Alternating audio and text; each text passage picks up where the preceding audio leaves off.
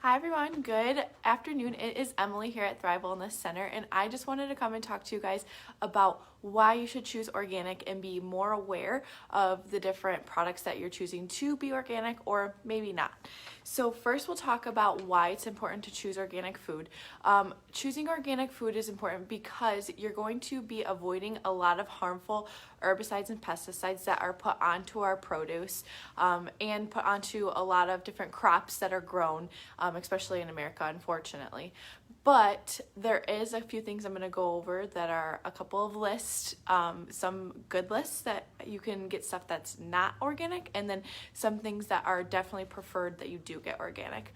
So I'll reiterate a little bit on the herbicide and pesticide thing. The reason that these are harmful is because these are chemicals, and chemicals disrupt a lot of different things within our body. So they disrupt things like our hormone balance, digestive issues. They also mess with our neurotransmitters, which then results in issues with things like mental health. So depression, anxiety, OCD, all of those things can be a result of chemical toxicity. All right, so we'll go through that list really quick that I talked about. What I'm referring to is called the Dirty Dozen and the Clean 15. So the Dirty Dozen is found on ewg.org. This is a third-party website and group that takes all the data from that year and uses it to form a list of the top, like the dirtiest different produce items that you definitely should be getting that should be organic. And then they have the Clean 15, which is a list of items that would be okay for you to buy conventionally. So I'll go through that Dirty Dozen first. So we have strawberries, spinach, kale, nectarines, apples, grapes, cherries, peaches, pears, bell peppers and hot peppers, celery, and tomatoes. And then I want to kind of spin off of that because I had mentioned some issues with crops. So things like wheat, corn, and our soybeans are highly sprayed with pesticides and herbicides. I'm sure you guys have all heard the hot topic about glyphosate or Roundup. That is a horrible chemical that we use very heavily in our crops in America. Again, if you're going over to Italy, please enjoy all the bread and pasta that you would like. But unfortunately here we do allow a lot more chemicals into our food than they do in Europe. So avoiding things like wheat, soybean products, corn products is going to save you a lot of health issues because you're going to be avoiding those chemicals in return. All right. And then we'll go over that Clean 15 list. So on the Clean 15, we have avocados. So totally buy your regular avocados. I definitely don't buy organic. I know Dr. Shannon doesn't buy organic avocados. No need to. Get your regular avocados, much cheaper. Some sweet corn, pineapple, onions, papaya, sweet peas frozen, it recommended. Eggplants, asparagus, broccoli, cabbage, kiwi, cauliflower, mushrooms, honeydew, and cantaloupe. So those are those Clean 15 products that would be acceptable to buy more conventionally.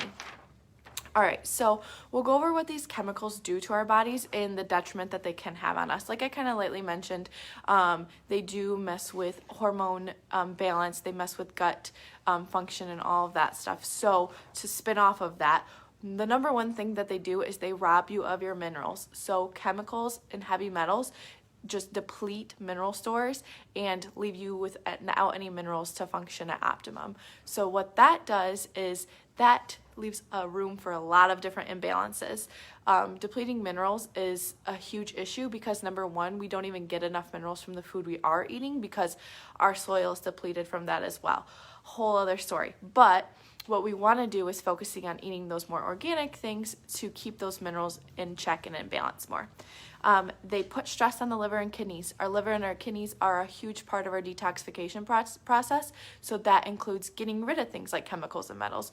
So if you're overloading those things and you're not eating as much organic produce and more conventional things with a heavier exposure to chemicals, then you're putting more stress on your liver and kidneys. It also, like I said, leads to gut issues. Leaky gut is a huge one from glyphosate exposure. So making sure that you're keeping that down is going to help heal your gut and prevent any symptoms of gut issues like irritable bowel or Crohn's, all of those different types of symptoms.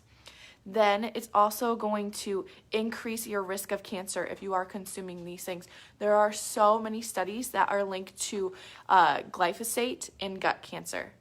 small intestine, large intestine, all of that. You don't want to be having parts of your intestine removed because of some sort of chemical exposure, like exposure to herbicides and pesticides. So keeping that at a minimum is going to help keep your gut nice and clean and healed. Also, like I'd mentioned earlier, it's going to increase brain and nervous system issues, which is going to result in neurotransmitter issues, which is going to result in anxiety, depression, OCD, bipolar disorder. All of these things, I see a really high amount of patients that have chemical and metal exposure experiencing these symptoms. Once we start to reduce that, heal the gut, and overall work on diet as a whole, those things reduce significantly. So keep in mind, if you're somebody who has more anxious tendencies or depressive tendencies, this is going to be a really big factor for you to think about. I know we've reiterated on this before, but with wheat is a huge trigger for me, for my mental health, and I know it has to do with a combo of the inflammation that wheat just naturally causes, but also the fact that the gluten in the wheat really binds with herbicides and pesticides. So I avoid it pretty regularly because I know it doesn't make me feel good. And I know that happens with a lot of other patients as well. All right. Then it also impairs mitochondria function. And if you learned anything from high school, you know that mitochondria is the powerhouse of the cell. So what this means is your mitochondria helps repair your body and give you energy. So if you have a lack of energy or chronic fatigue, something that you could easily do is just implement more organic foods into your diet to reduce the deficit that this is giving the mitochondria overall. So you want to protect your mitochondria, build them up, and by doing that, you can reduce that chemical exposure. And then also, it does affect things like fertility and development of baby while in the womb and baby growing up. So what we want to do is reduce exposure to chemicals. I see a lot of infertility cases are linked to heavy metal and chemical exposure. Your body is not going to feel comfortable or safe creating a baby in an unsafe environment. So you can have trouble getting pregnant if you do have these toxicities going on. So doing some sort of cleanse or a detox trying to get pregnant, especially in today's world, we're exposed to so many different chemicals and metals outside of herbicides and pesticides.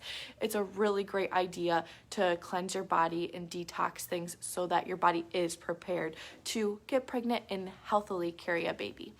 And then, like I said, just growing up, little ones, you want to not impair their development, so you want to avoid those chemical and metal exposures too.